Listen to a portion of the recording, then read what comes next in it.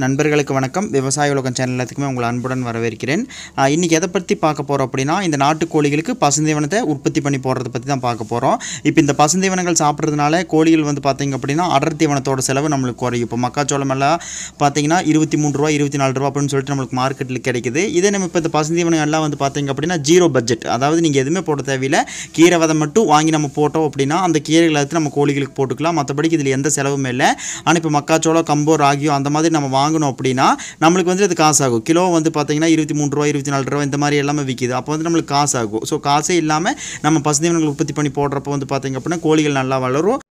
அதே மாதிரி இன்னொரு ஜீரோ பட்ஜெட்டில் என்ன தயாரிக்கலாம் அப்படின்னா, இப்போ அசோலா தயாரிக்கலாம். அதே மாதிரி செங்கீரை, அரைக்கீரை, சிறுகீரை இதெல்லாமே வந்து நம்ம கோழியோட எருவே வந்து ஒரு 6 மாதம் ஒரு இடத்துல போட்டிங்க அப்படின்னா அது மக்கி அந்த சூடெல்லாம் தணிஞ்சதுக்கப்புறம் அந்த எருவை எடுத்து நம்ம இப்போ இந்த கீரைகளுக்கு பயன்படுத்தணும் அப்படின்னா எந்த பிரச்சனையும் இல்லாமல் கீரைகள் வந்துட்டு ரொம்ப நல்லா ஆரோக்கியமாக வளருங்க. இந்த பசுந்தீவனம் அப்படிங்கிறது வந்துட்டு நாட்டுக்கோழி வளர்ப்பு ஒரு முக்கியமாக இருக்குது. ஏன் அப்படின்னா நம்மளுக்கு வந்துட்டு காசே இல்லை. ஒரு விவசாயிக்கு வந்துட்டு 1 டன் தீவு மற்றொன்று டன் கழிவு அப்படின்னு சொல்லிட்டு இப்போ நம்மால் வரைய சொன்ன மாதிரி இதோட கழிவு வந்து பார்த்தீங்க அப்படின்னா கீரைக்கோட உரம் திரும்பி இதுக்கு தீவனம். ஸோ இந்த மாதிரி ஒரு சர்க்கிளாக நம்ம வந்துட்டு இருக்கிறப்போ எந்த பிரச்சனையும் இல்லாமல் விவசாயிகள் வந்துட்டு இந்த கோழி பண்ணைகள் ரன் பண்ணலாம்.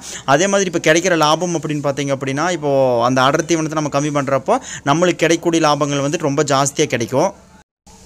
இப்போ நம்ம டாக்டர்கிட்ட போனோம் அப்படின்னா நம்மளவே வந்துட்டு பல வகையான கீரைகள் சாப்பிடுங்க, ஸோ அதில் சத்துக்கள் இருக்கும் அப்படின்னு சொல்லிட்டு நம்மளுக்கு அவங்க சஜஸ்ட் பண்ணுவாங்க.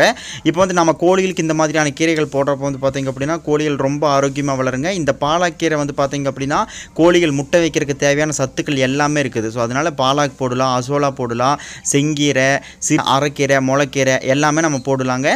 இப்போ நாங்கள் எப்படி போடுறோம் அப்படின்னா ஃபஸ்ட்டு கட்டிங் வந்துட்டு நம்ம மார்க்கெட்டுக்கு அறுத்துருவோம். இதெல்லாம் வந்து பார்த்திங்கன்னா 2வது கட்டிங் 3வது கட்டிங் கொஞ்சம் தலை வந்துட்டு சரியில்லாமல் இருக்கும். அதை வந்துட்டு மக்கள் விரும்ப மாட்டாங்க. அதை வந்துட்டு நம்ம கோழிகளுக்கு நம்ம போடுறோங்க.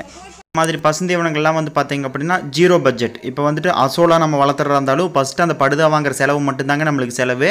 மற்றதெல்லாம் வரது பார்த்திங்க அப்படின்னா நம்ம பசுந்தீவனங்கள் போட்டுட்டே இருக்கிறோம்.